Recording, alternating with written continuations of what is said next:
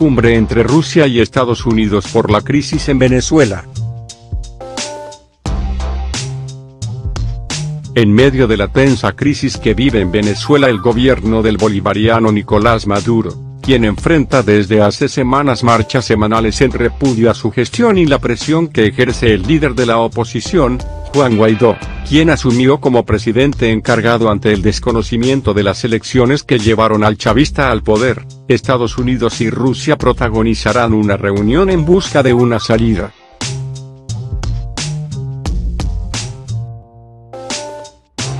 El Kremlin, uno de los pocos gobiernos que aún apoya al venezolano, y la Casa Blanca, para Maduro jefa del sabotaje en su contra, acercarán posiciones en Roma, Italia, para impulsar el diálogo entre el gobierno y los opositores venezolanos.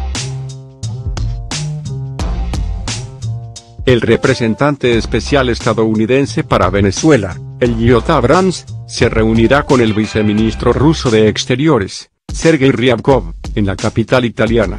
A ellos se les unirán funcionarios italianos, incluido el consejero diplomático del premier, Pietro Benassi. La noticia fue adelantada ayer por el Departamento de Estado norteamericano y ratificada hoy por el gobierno ruso.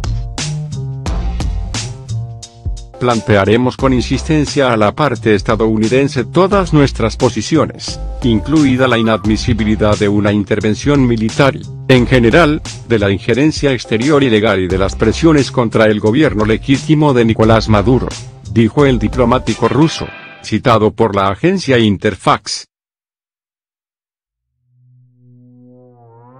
En este asunto Moscú y Washington mantienen posturas diametralmente opuestas, pero esto no debe ser motivo para no hablar de ello, subrayó Ryabkov e indicó que le comunicará al enviado especial estadounidense que Rusia defenderá su cooperación con el gobierno de Venezuela. Desde luego, insistiremos en que toda la cooperación entre Moscú y Caracas es absolutamente legal, dijo el funcionario de Vladimir Putin, que además advirtió de que los intentos de entorpecerla tienen un impacto en el estado de las relaciones ruso-estadounidense y en las relaciones de Rusia con otros países que actúan del mismo modo que Estados Unidos. Haremos todo para defender nuestra cooperación con Caracas, enfatizó. Ayer, en su mensaje, la Casa Blanca señaló que Abrams conversará con Ryabkov sobre la situación cada vez más deteriorada en Venezuela.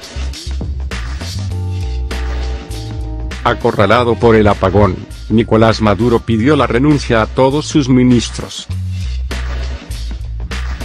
La noticia no la dio él.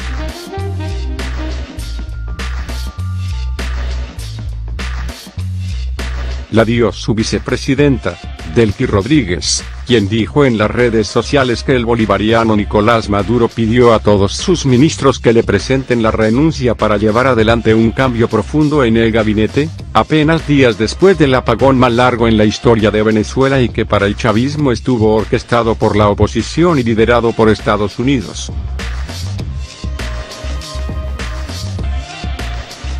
El Nicolás Maduro ha solicitado a todo el gabinete ejecutivo poner sus cargos a la orden a los efectos de una reestructuración profunda de los métodos y funcionamiento del gobierno bolivariano para blindar la patria de Bolívar y Chávez ante cualquier amenaza, escribió ayer Rodríguez sin más explicaciones. Maduro acusó al gobierno de Estados Unidos de estar detrás de la extensa falla eléctrica que paralizó al país en medio de la crisis total que tiene a los supermercados vacíos, a las farmacias desabastecidas y al pueblo en las calles, que protesta liderado por Juan Guaidó, el joven parlamentario de 35 años que semanas atrás juró como presidente encargado del país y ya fue reconocido por más de 50 naciones.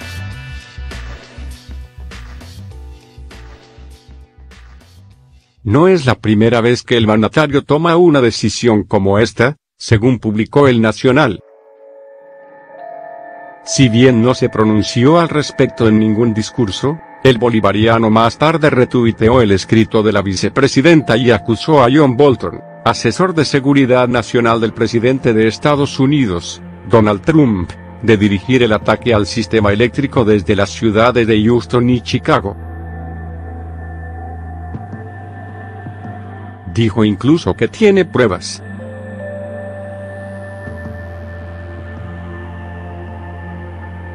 Los cortes de electricidad son frecuentes en el país petrolero, y sistemáticamente el ministro de Electricidad, General Luis Mota, los atribuye a sabotajes de la oposición, que por su parte denuncia el abandono de la infraestructura y corrupción. El del 7 de marzo, el apagón histórico afectó a 22 de los 23 estados, además de Caracas, provocando la interrupción del suministro de agua y el colapso de la banca electrónica, vital ante la escasez de efectivo. Recién 5 días después de la falla, Maduro anunció que el servicio de energía había sido restablecido en casi toda Venezuela. La emergencia obligó a suspender la jornada laboral hasta el pasado jueves, mientras que las clases se reanudaron recién hoy. Cambios.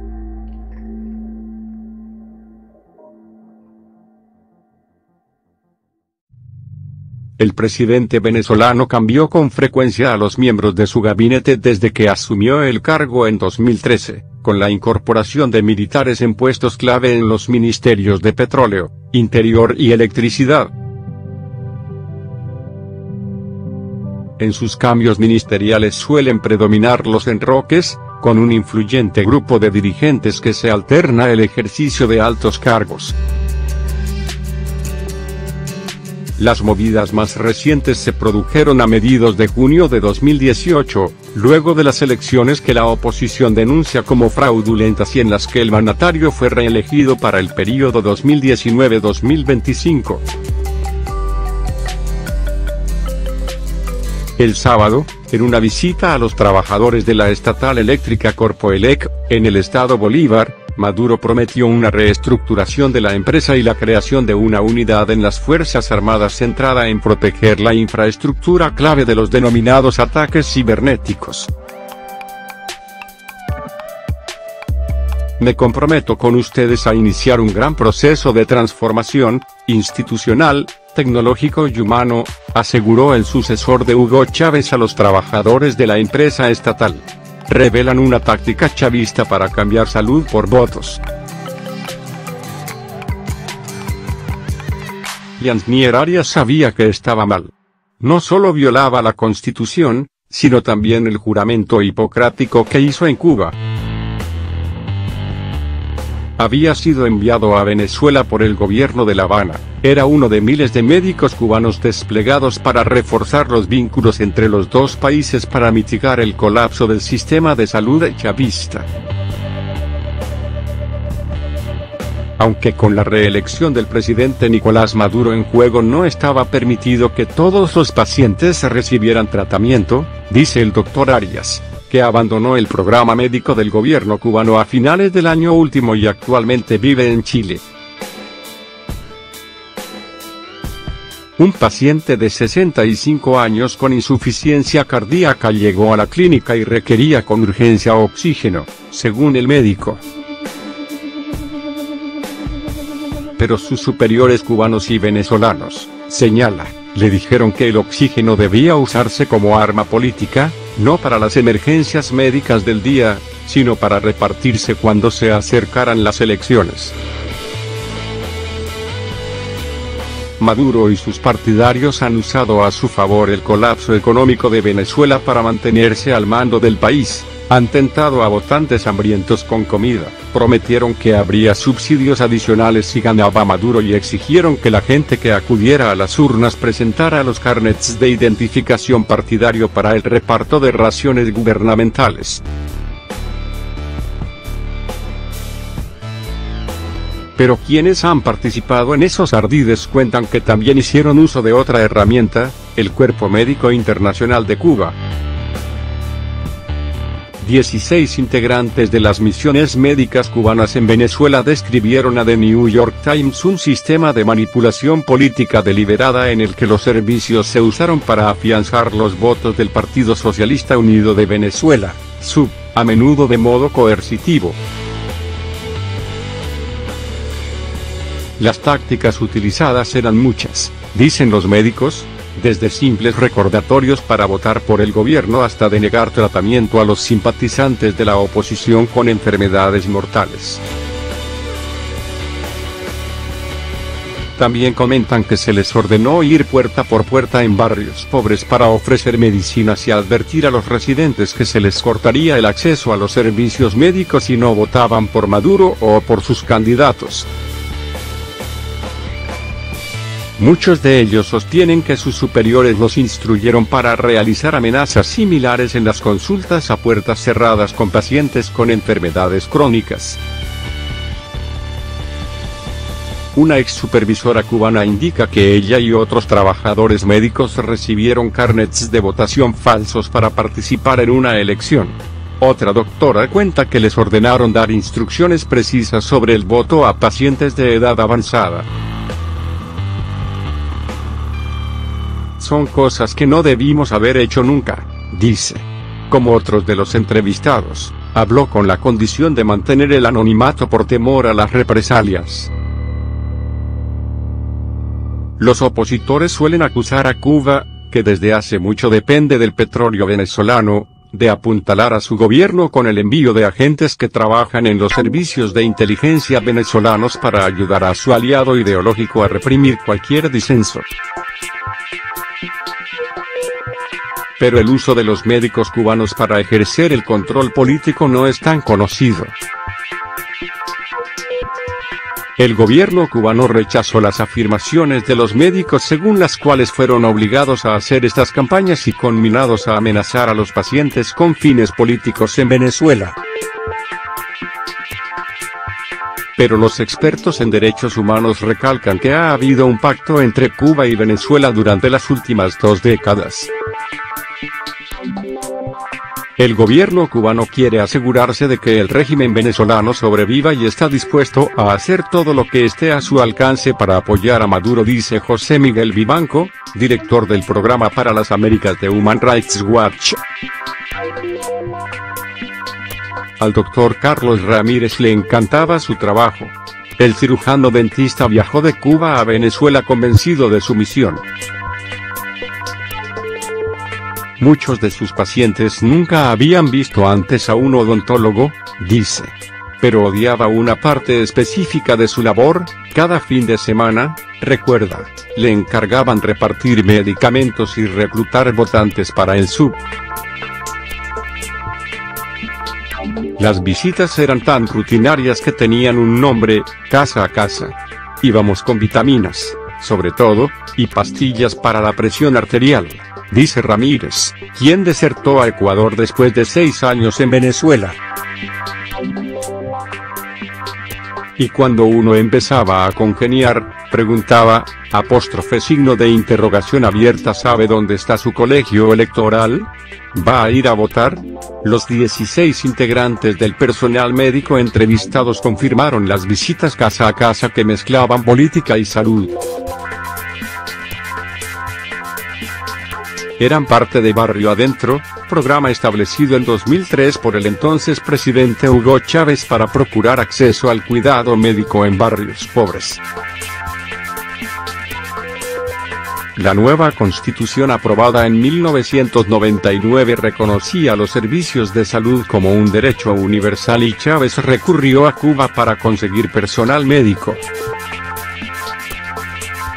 Para la isla, aún sacudida por el colapso de la Unión Soviética, era una transacción provechosa. Venezuela pagó por los médicos con un recurso preciado, el petróleo. Muchos venezolanos adoraban a Chávez.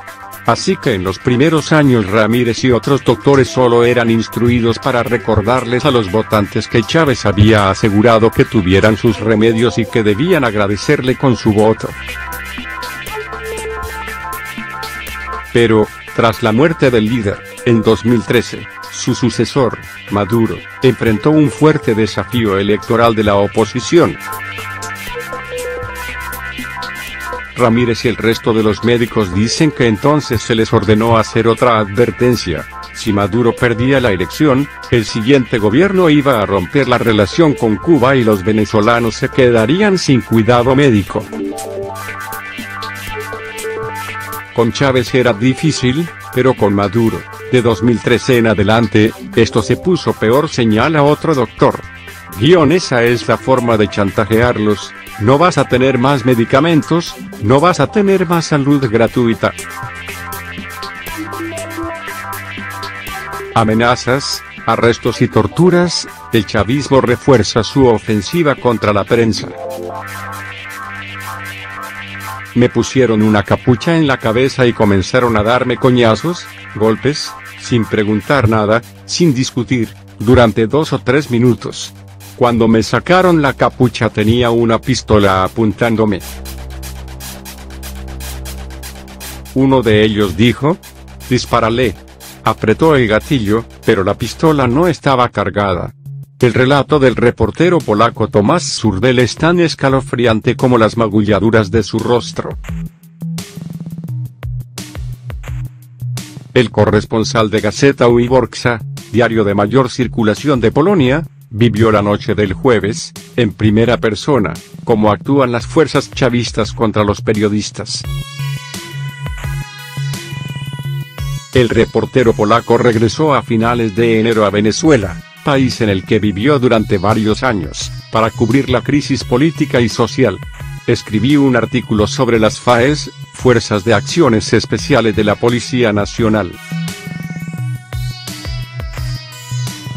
Imagino que ninguno de mis artículos le gusta al gobierno, pero no había tenido problemas hasta ahora, detalló. Organizaciones de derechos humanos, como Amnistía Internacional y Provea, acusan a los agentes de las FAES de haberse convertido en escuadrones de la muerte, tras denunciar ejecuciones durante sus acciones en zonas populares del país. La paliza salvaje contra Surdel forma parte de la nueva arremetida de la revolución contra periodistas y trabajadores de prensa, que se aceleró en enero con el desafío del Parlamento contra el gobierno de Nicolás Maduro y que coincide con la asfixia contra los pocos medios que sobreviven al cerco de la revolución. La represión de la artillería del pensamiento chavista contra los medios incluye bloqueos de webs, redes sociales, redes VPN y hasta de YouTube o de audio SoundCloud durante los discursos del líder opositor Juan Guaidó, censurados en televisión y radio.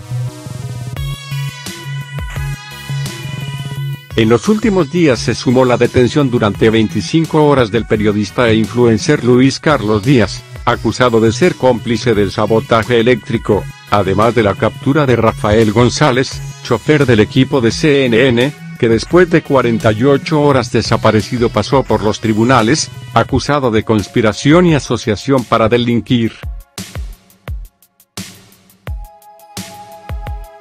La semana pasada, el periodista estadounidense Cody Wedle también fue detenido por agentes de contrainteligencia militar, interrogado durante 12 horas y finalmente deportado, sin que el gobierno hubiera ofrecido ninguna información de los motivos hasta el momento. El Sindicato Nacional de Trabajadores de Prensa, SNTP, contabiliza 40 detenciones arbitrarias en lo que va del año, durante las cuales se realizaron interrogatorios en condición de aislamiento o incomunicación. El gobierno no tiene límites y podemos esperar más ataques a los periodistas nacionales y extranjeros, advirtió Andrés Cañizales, director de Media Análisis. Cada uno de los casos refleja el nivel de impunidad que sufren los periodistas en Venezuela, que también son hostigados por policías y paramilitares mientras realizan su trabajo. Otra de las estrategias del poder es señalar en sus medios, con nombres e imágenes, a periodistas y activistas de derechos humanos. Así ocurrió con Luis Carlos Díaz, víctima de una fake news fabricada en la televisión estatal. Un video realizado por el periodista y por su pareja, la escritora Nagui Soto, fue editado y manipulado para hacer parecer que el también activista digital vaticinaba el colapso eléctrico que estaba por llegar. Durante el allanamiento que se le realizó en su casa, los agentes del Servicio Bolivariano de Inteligencia, SEBIN, sustrajeron varias pertenencias así como los dólares que la pareja poseía para la operación de Soto, enferma oncológica. Díaz también fue golpeado con un casco y amenazado durante su detención. El SNTP documentó severas restricciones a la libertad de expresión en Venezuela durante 2019, incluida la descalificación pública de los periodistas y, en casos, la consecuente desaparición o detención de quienes han sido señalados. El chavismo avanza a la casa del periodista, superando sus propios límites. La represión va a recrudecer. El régimen necesita chivos expiatorios que le permitan sustentar su narrativa sobre lo ocurrido y, sobre todo, trasladar a terceros su clara responsabilidad de esta clara tragedia, sentenció Gonzalo Imiop, director de la ONG Foro Penal. Al menos el youtuber alemán Billy Six fue liberado, con medidas cautelares, tras 4 meses de prisión, mientras se sigue luchando para que también excarcelen al reportero gráfico Jesús Medina. Parecidas restricciones a las de Six sufre Díaz, quien ayer envió un mensaje al gremio, que se defiende a golpes de solidaridad ante los embates de la revolución. En los momentos oscuros sabía que no estaba solo. Cuando solo era dueño de mi próxima respiración, o cuando no, sabía que no estaba solo. Gracias por ser red y estar ahí. Seguimos.